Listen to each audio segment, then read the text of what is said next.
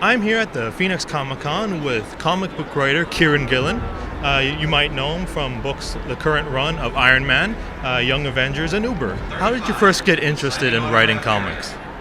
I basically came to comics I came to comics as an adult in that kind of way. I read them as a kid, and I kind of fell out in my teenage years. And about 2000, I just kind of via mainly Warren Ellis books, I got onto the Warren Ellis forum and just kind of just percolating the culture. And my background then is like a fanzine writer and a journalist, and I come from this sort of culture, like kind of I'm going to use the phrase punk rock culture, but what I really mean is a DIY thing.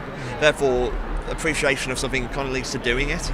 So pretty much like within 6 months of getting into comics, I go to my first con and I write my first script when I come back, and then like the next year I found an artist who have drawn it, and I've got a load of scripts drawn, and I've done this black and white zine that comes out at the Bristol Comicon as it was. In fact, that's probably 11 years ago today or something like that, I imagine. That's scary. And that's kind of it, it's just kind of like I was suddenly interested in the medium, because the thing about comics is it was suddenly realising, like, if you never listen to a record till you're 25, it's like the idea that the shop's full of this shit, it's like the idea that it's been going on for 100 years and there's this entire art form to explore and find perspectives and how comics work and what makes comics uniquely interesting. That was the appeal for me. It's like an art form I didn't know, and I just threw myself in to this obsessive love of it, and writing comics was kind of part of that appreciation. I ended up, you could tell this is the week I discovered Cerebus, this was the week I discovered Luther Arkwright, in terms of how the panelling effects I was doing and all that kind of thing. And I just did that until for a few years, and then I got to the position where they asked me to pitch at Image, a book called Phonogram, and the rest kind of came from there. So, I basically just did comics until I was good enough to get paid for it. That's really how it operated. How was the transition from other mediums into comics? It's like, God, that's a kind of like a random series of noises that I tried to express myself. It was kind of like learning from scratch. I remember I was mainly a sort of prose guy, and music and all this kind of thing.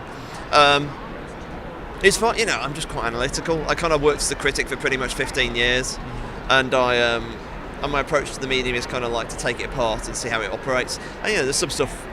Warren Ellis was writing a series of columns at the time, and he wrote quite eloquently about some of the things he did.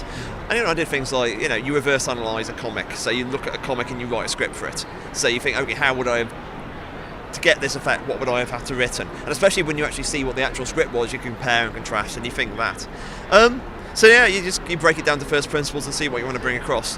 And and part of the joy of comic writing is that, in fact, writing or any form of creative act is bringing things across from other mediums. It's you don't get eyes without his love of theatre. And everything that gets processed and returned into it. It's a lot about music, a lot about trying to work out ways to transmute effects from pop records into comics. That's just the way the brain works. And of course, you never get the translation you want, but you create something new in the process of doing that. So I don't think I've answered the question, but yes is the answer. Originally started with more fantasy books, and how's been transitioning more recently into the superheroes with Marvel instead of your work with Image? It's true. It's like everyone liked Phonogram, but it wasn't like a book that had people knocking down my doors for work for hire. Phonogram doesn't really say you can write anything other than Phonogram. And it was basically, I did a book called New Universal 1959, which was basically a spin-off of Warren Ellis' book, and basically Warren kind of cherry-picked some writers, indie writers he liked for it, and it was me and Cy Spurrier, and that was kind of my calling card. That was basically a kind of like 1950s conspiracy, James Ellroy American tabloid sort of take on superheroes, and that kind of like, there was a list of possibility this weirdo fantasy writer who writes about British pop records could do something about superheroes. I think it was kind of, it's just, I analyse the genre and I take apart the thing and I see what it works. It was quite easy, especially because like at least half of the stuff I've done for Marvel is fantasy. The X-Men side, of course, is mainly that sort of science fiction, future hero stuff. But the other side is going from like Beta Ray Bill, Ares, Thor, Journey into Mystery, which is a Loki book. These are all as close as the mainstream gets to like a fantasy book. So there's definitely transferable skills. With your work with Journey into Mystery, which I enjoyed immensely. Thank you.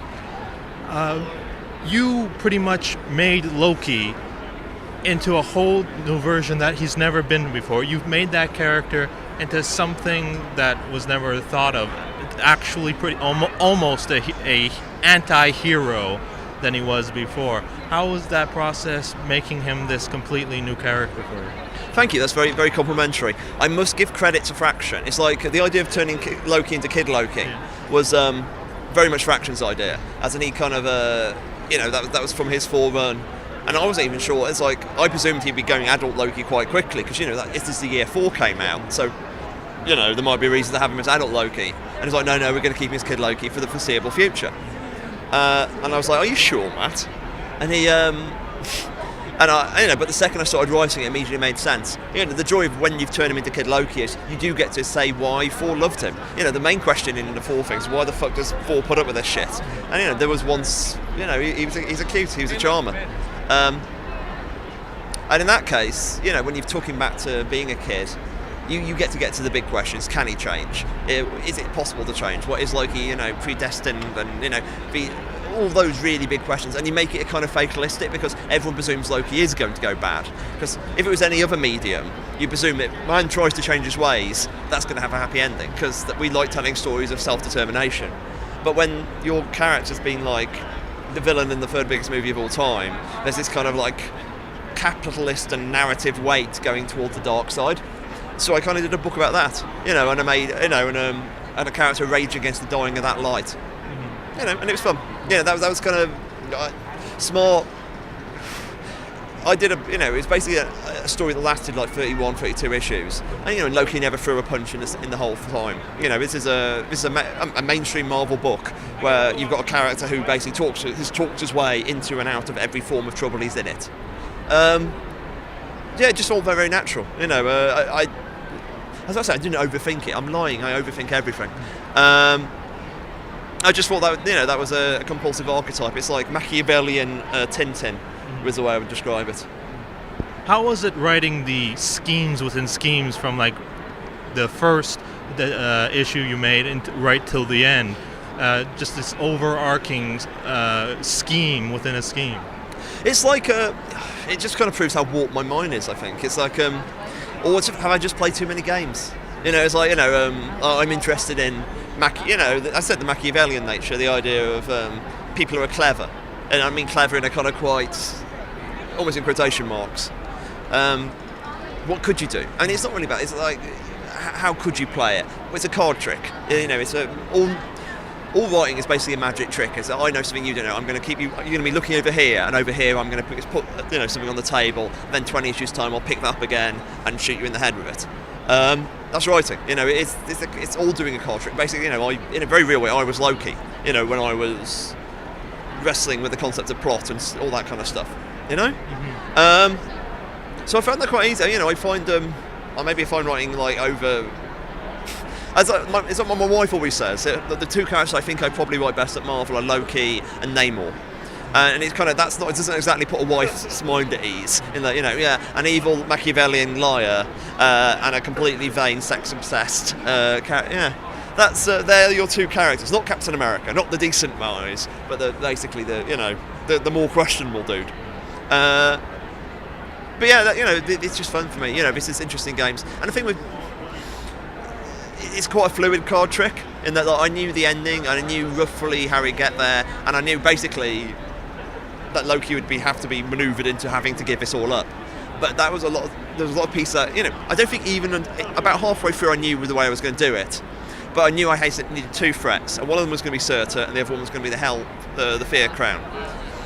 But I could have played it the other way around. I could have made Surtur the other threat, and the Hell Crown be the kind of the place of Manchester Gods. It was flexible enough for me to do that and make it work, because I knew I had to be, because I could have been cancelled at issue 12. I could be, you work, and I did like 800 crossovers, and all the way through this other stuff going on, I had to somehow keep the card game playing.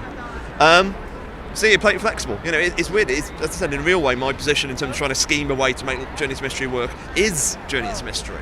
So yeah, that is the answer. With the book you picked up right after Journey into Mystery, before you got picked on to Young Avengers, how was it how did you want to take your angle into your Iron Man? Oh, Iron Man is like it's strange. I mean, I had a completely different take on Iron Man, and it was like a quite hard science fiction take. But then the idea came up with something less. Tony should join the Guardian of the Galaxy, and I was immediately, yes, that's clearly the right idea. The problem being, you can't do a hard science fiction take on Iron Man at the same time as Tony's having fun space adventures in the Guardian of the Galaxy.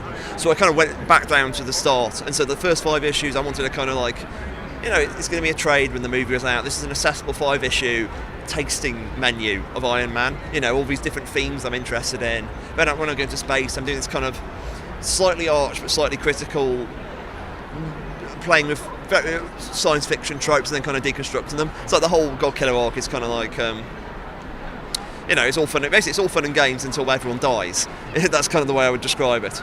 And then we go into the Secret Origin of Tony Stark.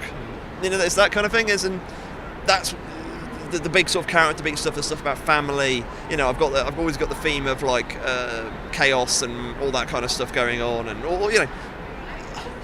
There's part of me, I could very easily have just turned into a fantasy book. Like the first issue is Iron Man fighting fairies or something, and I could have been tempted. But I think I wanted to do about the problems of Tony as because he's the most problematic hero in the Marvel universe. So the kind of the gaps in his theory, the gaps in his philosophy, and turn them into stories. And that's good. I like conflicted guys. That's the thing. That's the Loki thing. No one too straight ahead. I was glad to see that you could continue your writing with the young Loki in the Young Avengers. How has it been converting your Loki character in this new role as a team member? It was kind of like when I was asked to do Young Avengers, I was trying to work out ways to attack it. And one of the early ideas was that a kind of like arch reappropriation of the Avengers story, because the first Avengers story is Loki brings together the Avengers. So I thought I'll do that. I'll do a riff on that, and that's kind of Loki as the agent provocateur. Because where Young Avengers was left off, they weren't a team anymore. So that's my first mission was kind of to give them a reason to do it again. I didn't want it to be a sequel to Journey into Mystery. There's a lot of material from Journey into Mystery in there, but tonally I wanted to make this kind of this pop song of a comic.